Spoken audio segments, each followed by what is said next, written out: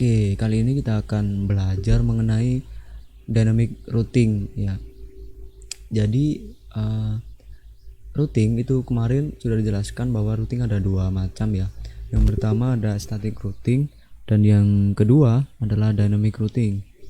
Yang static routing kita mengkonfigurasinya secara manual. Tapi yang dynamic routing itu kita mengkonfigurasi secara otomatis.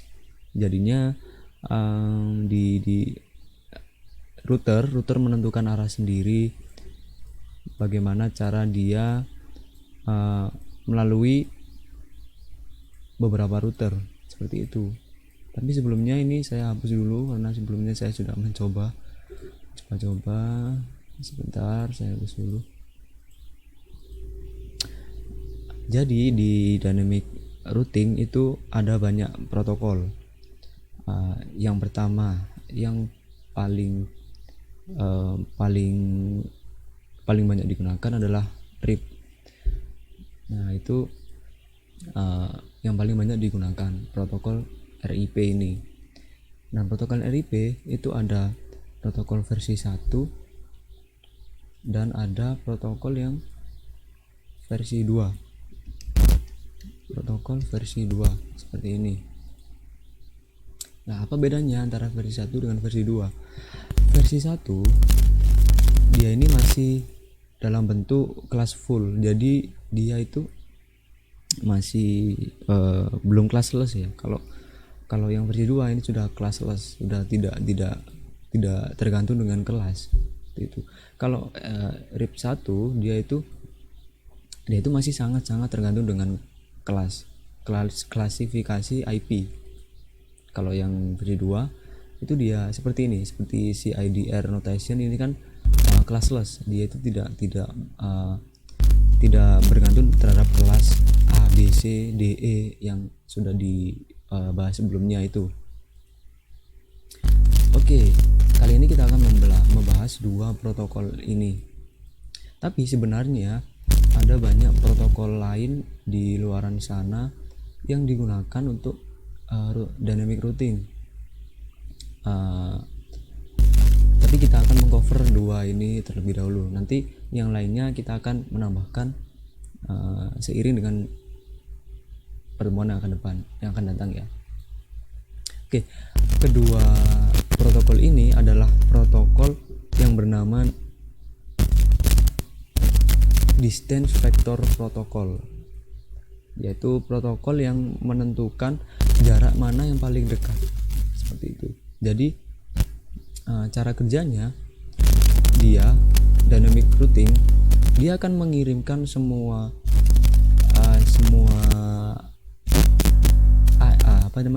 routing table yang dia miliki kepada semua interface yang terhubung dengannya, kepada routing interface yang terhubung dengannya.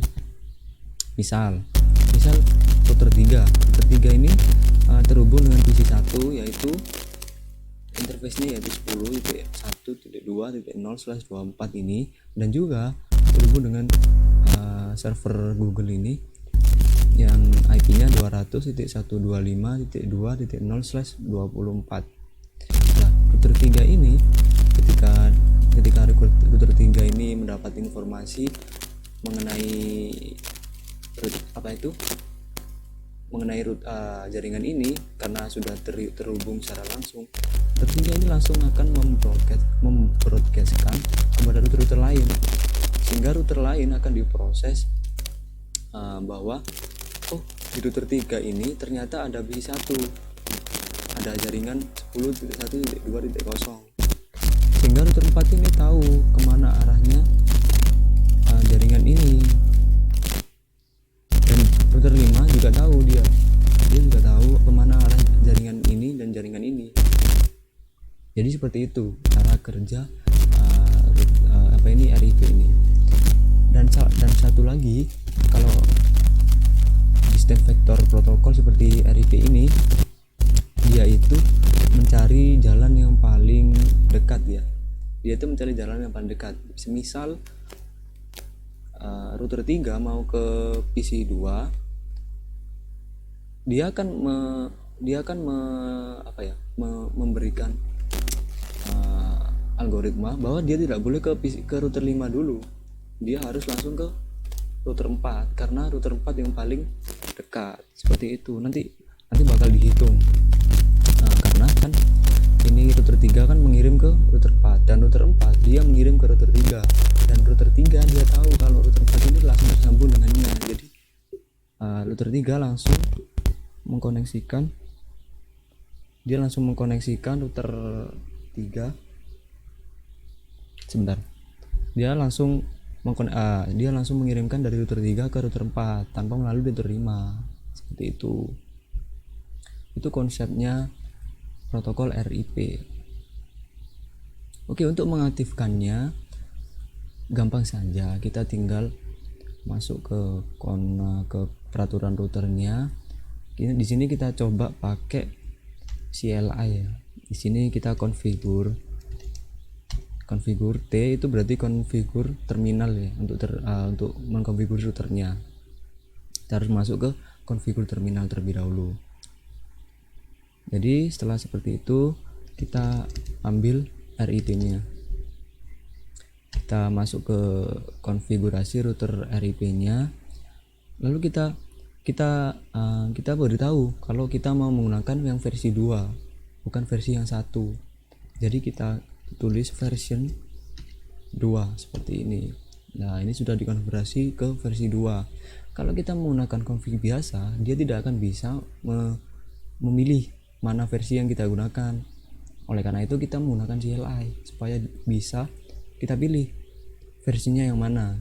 Seperti itu. Kalau kita menggunakan config, versinya adalah versi 1. Jadi kurang enak lah kalau dibuat. Setelah kita konfigurasikan versinya versi berapa, kita masukkan semua interface yang terhubung dengan router 3. Yang pertama adalah 172.16.15.8 dan 172.16.5.0. Nah, dua interface ini bisa kita jadikan satu melalui kelas full ya, karena ini memang sebenarnya kan classless, cuma kita juga bisa menggunakan yang kelas full. Jadi kita bisa gabungkan antara dua interface ini menjadi satu supaya menghemat ruang juga, menghemat memori juga di router 3 seperti itu. Jadi ini bisa kita jadikan satu menjadi 12.1.16.15 .16.0.0 tentunya seperti ini.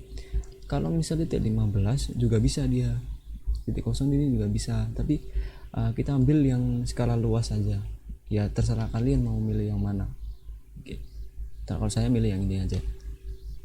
Oke, yang router sudah disambungkan, sudah dimasukkan ke protokol, dan yang kedua kita sambungkan interface yang tersambung dengan network, yaitu ini dua network ini kita masukkan ke konfigurasinya. Nah, kita masukkan konfigurasinya 10.1.2.0. Ini kalau yang ini kan cuma satu, jadi kita tidak menghabiskan waktu buat tidak perlu dijadikan satu karena ini cuma satu, seperti itu ya. Oke, langsung kita tambahkan lagi yang network kedua, yaitu 200.125.2.0. Oke, setelah terkoneksi seperti ini kan, jadi router 3 ini sudah dikonfigurasi. Coba kita lihat di config ini, di RIP. Lah, di sini dia kan berubah menjadi RIP routing versi 2. Sebelumnya dia tidak bisa menjadi versi 2. Dia kan bertuliskan RIP routing gitu aja. Nah, kalau kita menggunakan CLI, dia bisa berubah menjadi versi 2. Itu enaknya CLI. Karena memang di Cisco router dia tidak ada GUI seperti ini. Dia pakai interface semua. Jadi kita sama-sama belajar lah ya. Oke, semua interface sudah dimasukkan. 10.0.0.0 ini. Nah, ini karena saya tidak memasukkan subnet max. Jadi dia otomatis membuatkan subnet max seperti ini. Jadi dia 10.0.0.0 karena 10 ini kelas fullnya adalah kelas A ya. Kelas A itu adalah 255.0.0.0 ya. Dan lainnya juga dia akan otomatis seperti itu. Oke, kita lanjut ke router 4. Kita konfigurasi juga menggunakan CLI. Menggunakan CLI, kita kembalikan dulu. Kita config ini. Kita masuk ke RIP-nya. Kita masukkan versinya dulu, versi 2. Lalu networknya yang tersambung di sini apa aja. Coba kita lihat yang tersambung di sini yaitu 172.16.0.0 ya. Kita masukkan semua 16.0.0 ya. Ini sama ini kan kayak tadi sama ya, langsung kita enter. Lalu ini juga bisa kita jadikan satu. Kita bisa pakai kelas full, IP kelas full untuk menjadikan dua IP ini menjadi satu IP, yaitu kita bisa langsung 172.20.0.0 ya. Kita coba ya, 2.20. maaf, kita ditulis networknya dulu, lalu 172.20.0.0. oke, seperti ini. Lalu sudah semua ya. Tadi saya lupa untuk melihat IP-nya. Kita bisa langsung masuk ke show IP protokol. Nah, di sini sama seperti yang config ini, tampilannya sama seperti itulah. Seperti ini ada interface-nya berapa aja. Terus yang ini tersambung dengan routernya itu yang mana aja. Jadi routernya itu ada di serial 1, ada di serial maksud saya serial 0, dan ada di serial 1, yaitu sambungan ke router. Oke, setelah router router 4 sudah terkonfigurasi semua, kita konfigurasi di router 5. Router 5 juga sama. Router 5, nah ini agak berbeda ya, karena ini tandanya belum ke administrasi. Kalau tanda lebih dari gini berarti dia belum masuk ke konfigurasi administrasi. Jadi kita harus merubah dulu ke administrator. Jadi dengan cara kita klik enable, atau disingkat bisa ENA atau N, ini juga bisa N aja supaya enak. Oke, setelah kita masuk ke administrator, kita masuk ke konfigurasi terminal, lalu ke router RP seperti biasanya tadi. Lalu versinya kita kasih, lalu networknya di situ ada 172.16.15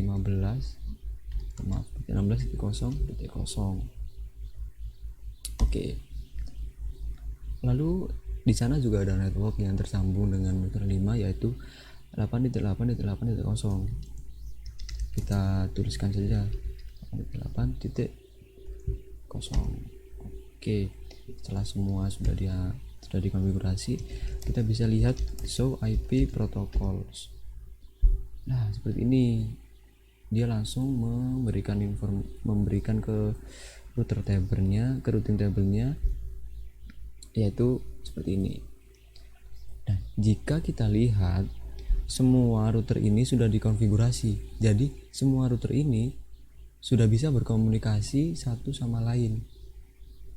Kalau misal hanya router 3 yang dikonfigurasi, router 4 dan router 5 belum dikonfigurasi, router 3 tidak akan mengirimkan data apapun kepada router ini. Tapi kalau semua sudah dikonfigurasi, router 3 akan mengirim broadcast ke semua router yang ini. Jadi RIP itu kerjasama antara RIP yang lainnya. Jadi kalau misal router yang lain tidak pakai RIP, dia tidak akan mengirimkan secara masif seperti itu, tidak akan mengadvertise routing tablenya. Kalau misal kita lihat routing tablenya, kita show IP route seperti ini. Nah, kita bisa lihat di sini, ini ada di router 5 ya. Ada di router 5, kita bisa lihat di sini. Nah, kita bisa lihat di sini ada R. R ini berarti RIP. Dan di sini nomornya adalah 120.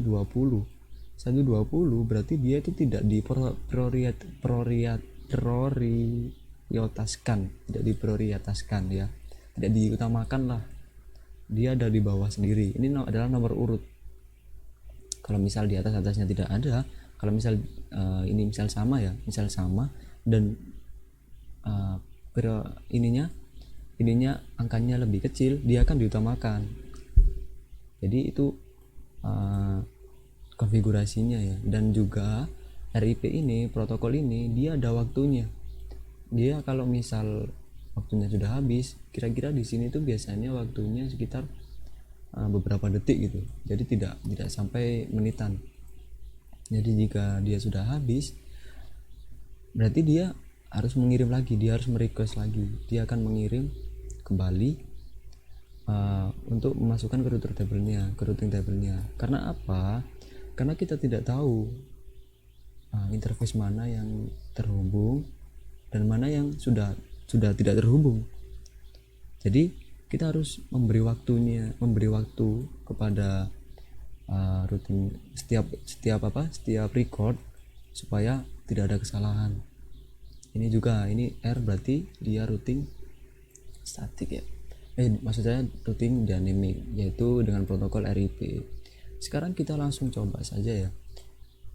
Konfigurasinya sudah selesai, seperti itu saja, sangat gampang ya. Kita tidak perlu memberikan satu persatu seperti routing statik kemarin.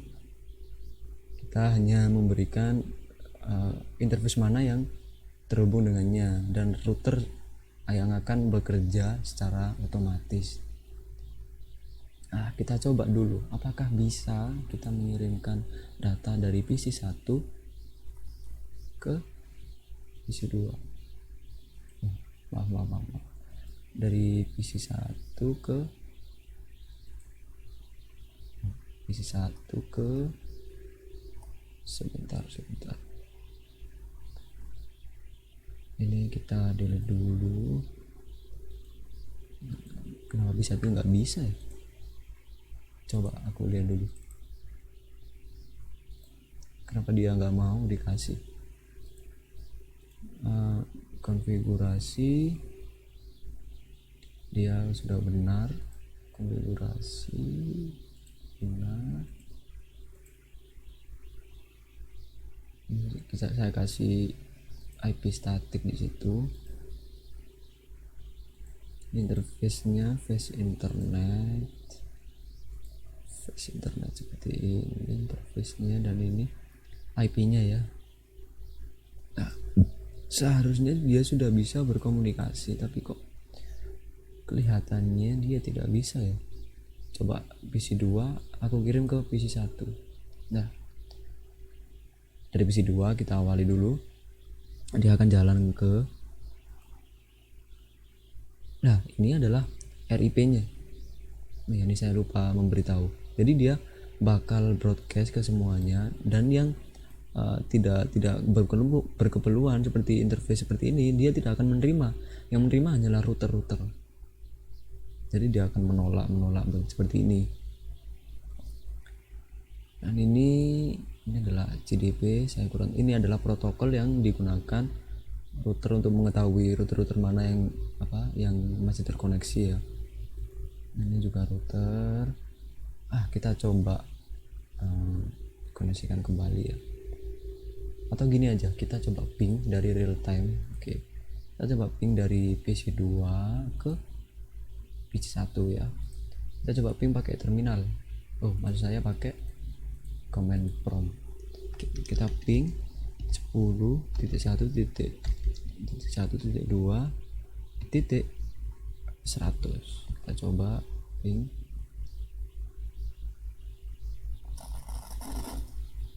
Memang tidak bisa ya, kayaknya memang portnya ini belum dibuka seperti itu.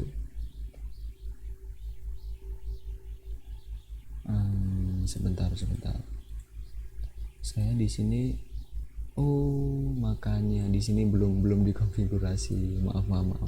Jadi saya konfigurasi di sini 20.1 0.100. Makanya nggak bisa dari tadi ya.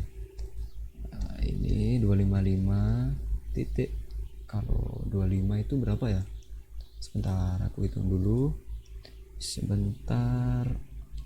25 itu berarti,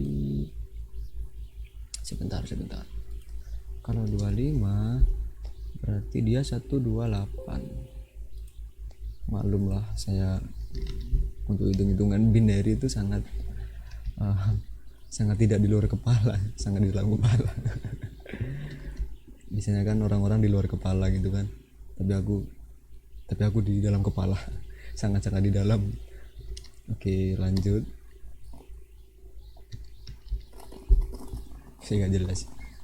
Oke, ini lanjut ke gateway-nya 12.20.0.1. Dan juga DNS-nya saya di sini kasih DNS server, yaitu 8888. Ini saya kasih seperti real life ya, seperti real life kan ada DNS server punyanya Google, yaitu 8888 seperti ini. Oke, ini sudah terkonfigurasi. Lalu yang ini sepertinya juga belum dikonfigurasi nih. Kita lihat lah, belum juga kan. Jadi ini 2.20.0.130. Ini 255.128. Ini 172.20.0 ya, 129. DNS servernya 888. Oke, semua kayaknya sudah dikonfigurasi. Coba kita lihat router ini, apakah sudah dia dikonfigurasi. Wah, belum dikonfigurasi juga. Oke, kita konfigurasi juga di sini. Saya coba lihat di sini itu konfigurasi di mana. Oh, di situ. Berarti 172.20.0.1 ya. Ini kita samakan 255.128. Ini berarti yang ini ya, yang interface yang kedua 2.20.0.129. Nah, sudah sama ya. Kita periksa dahulu di sini apakah dia sudah terkonfigurasi. Oke, di sini dia juga dikonfigurasi. Apakah sudah dikonfigurasi. Oke, kita coba ke simulation lagi. Kita coba kirim PC 2 dari PC 1 adalah PC 1 ke PC 2. Oke, kita kirim. Ini dia mengirim ICMP sama ARP. Karena dia tidak tahu, jadi dia mengirim ARP. Dia tidak tahu MAC address-nya ya. Jadi dia mengirim protokol ARP address. Dia mengirimkan ARP. Dia kembalikan. Akhirnya dia tahu. Waktu itu dia tahu. Lalu dia kirim ICMP langsung di sini. Dia kirim ICMP. Oke, lah di sini biasanya kan kalau nggak dikonfigurasi routernya tuh nggak tahu ya, karena kita tadi pakai dynamic routing, jadi routernya ini bisa tahu sendiri dia mau kemana, dan dia bisa mengerti mana jalan yang paling tercepat. Dia tidak akan ke router 5. Kalau mau ke router 2 dia akan langsung ke router 4. Jadi hubnya dia hanya satu hub. Kalau ke router 5 dulu dia 2 hub ya kan. Kalau di router statik itu mungkin saja terjadi ya, karena mungkin ada kendala satu dan lain sebagainya, jadi dia harus ke router 5 dulu baru ke router 4.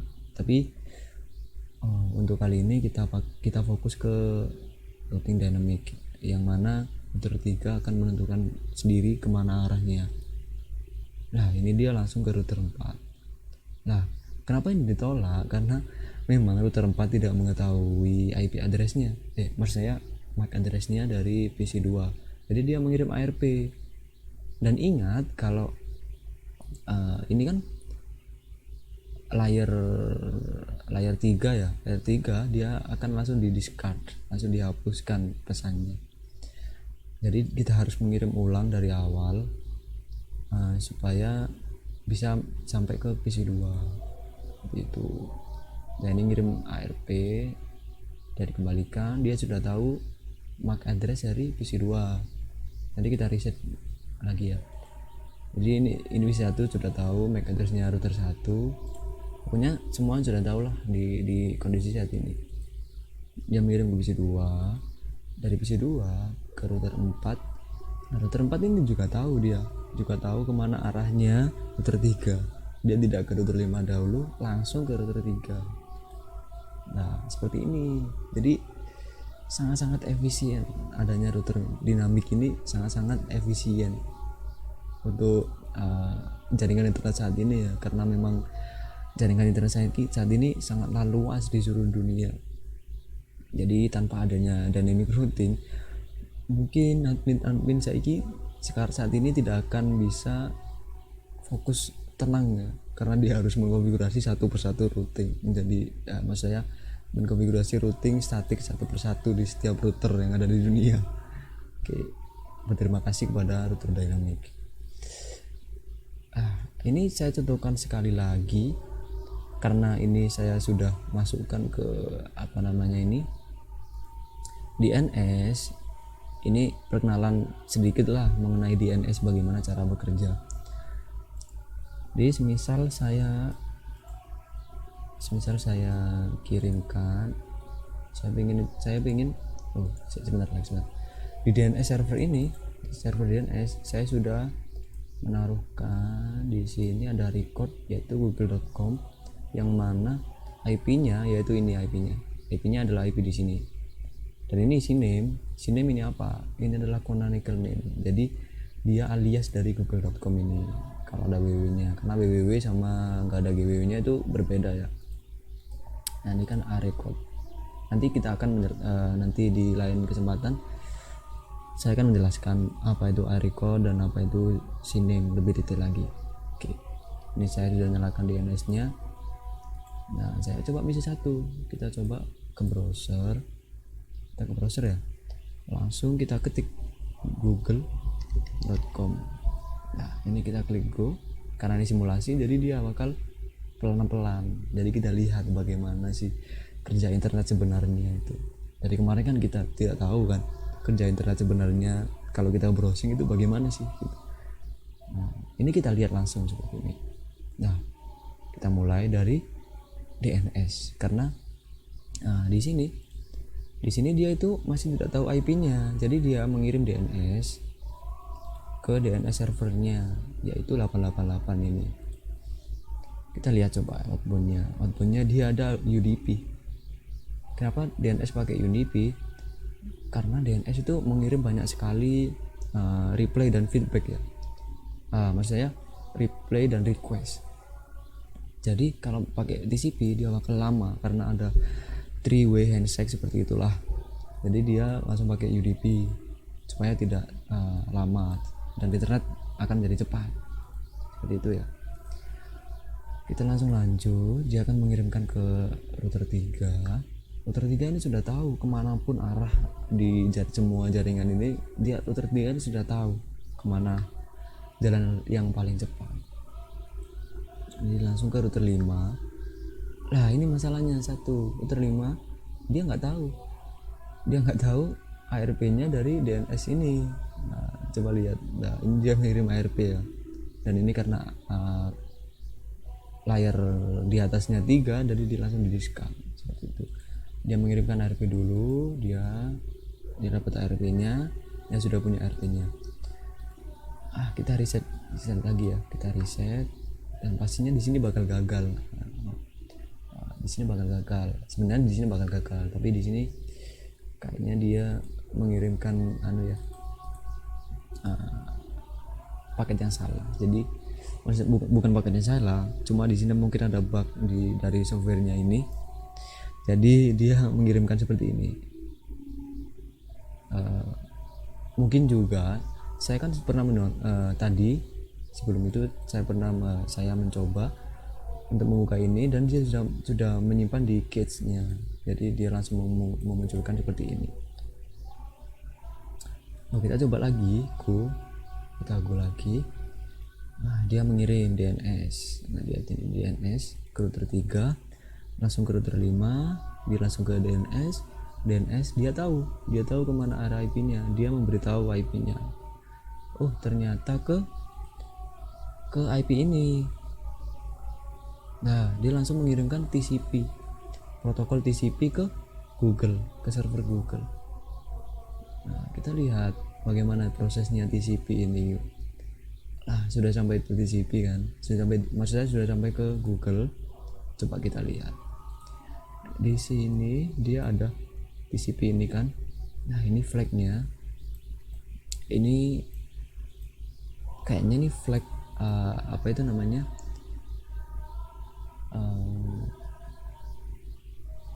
flag yang flag yang digunakan untuk three-way handshake gitu ya, three-way handshake.